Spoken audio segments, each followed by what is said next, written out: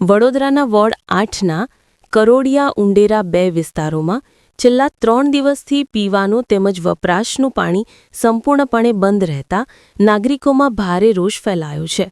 Yogeshwar park, કિસ્મતનગર, Gayatri કૃપા, ખોડિયારનગર, વિજયનગર, પ્રભુનગર અને Navdurga society સહિતના આશરે 800થી 900 ઘરોમાં પાણી પુરવઠો બંધ થઈ જતા મહિલાઓ, બાળકો અને વડીલો મુશ્કેલીમાંથી પસાર થઈ રહ્યા છે.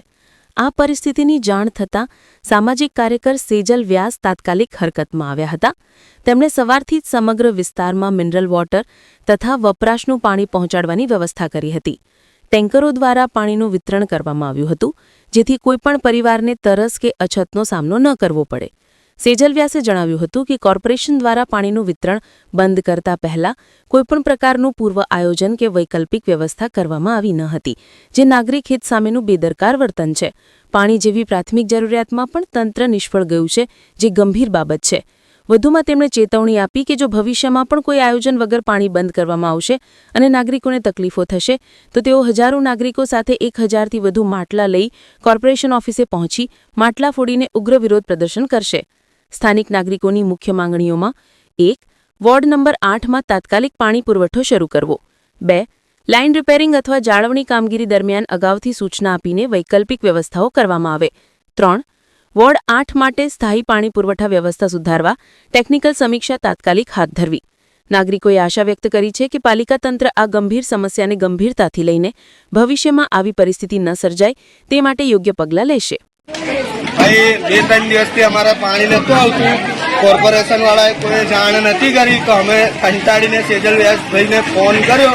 એ ભાઈએ અમારે સવારે પાણી મોકલી આવ્યું, નાવા ધોવાનું ને પીવાનું સ્પેશિયલ આરોનું પાણી આવ્યું છે. એનું એટલી મહેરબાની થઈ છે અમારા લીધે. હવે જાણકારી વડોદરા શહેરના વોર્ડ નંબર 8માં આવેલા ઉંડેરા 2 જે વિસ્તાર છે તેમાં છેલ્લા 2 દિવસથી 3 દિવસથી કોર્પોરેશન દ્વારા પાણીના જોડાણ કટ કરીને કોઈ સુધારા વધારા કરતા હશે. ત્યાંની 8 થી 9 સોસાયટીઓ છે, જેમ કે વિજયનગર છે, નવદુર્ગા છે, ગાયત્રી કૃપા છે, કિસ્મતનગર છે. તો આ આજુબાજુના 800 થી 900 ઘરમાં પીવાનું પાણી છેલ્લા 3 દિવસથી નથી. વપરાશનું પાણી એમની પાસે નથી. ત્યાં ઘરડા લોકો છે, પ્રેગ્નેન્ટ મહિલાઓ છે, બાળકો છે. આ સર્વ લોકોને પીવાનું પાણી પણ જો 3 દિવસથી ના મળતું હોય તો કોર્પોરેશન બહુ વિચારવા જેવી વાત છે. આ તમારી જવાબદારીમાં રિસ્પોન્સિબિલિટી તમારી છે. તમે ત્યાં પાણી પહોંચાડવું જોઈએ. જેવી ત્યાંના સ્થાનિકો દ્વારા મને જાણ કરવામાં આવી, અમે પહેલી તકે વહેલામાં વહેલું ત્યાં દરેક ઘરમાં આરો પીવાનું પાણી, શુદ્ધ પાણી, મિનરલ વોટર દરેકના ઘર સુધી પહોંચાડ્યા છે. 800-900 ઘરમાં પહોંચાડ્યું છે. તદુપરાંત દરેકના ઘરમાં વપરાશ માટેનું પણ પાણી 10 થી 12 ટેન્કર અમે લોકો ત્યાં પહોંચાડી છે.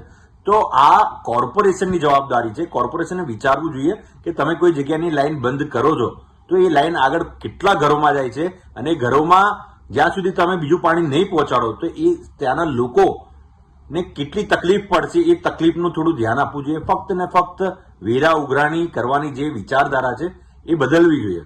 આ અમે તો એક સામાજિક ક્ષેત્રે છે તો અમારી રિસ્પોન્સિબિલિટી હોય છે જે અમે પૂરી કરી, પણ અન્યથા બીજી વાર જો આવી કોઈ પણ જગ્યા પર અમને માહિતી મળશે કે આવું થઈ રહ્યું છે તો અમે કસમથી મોટામાં મોટા એટલો મોટો મોરચો લઈને આવીશું કે તમને પણ ખબર પડશે.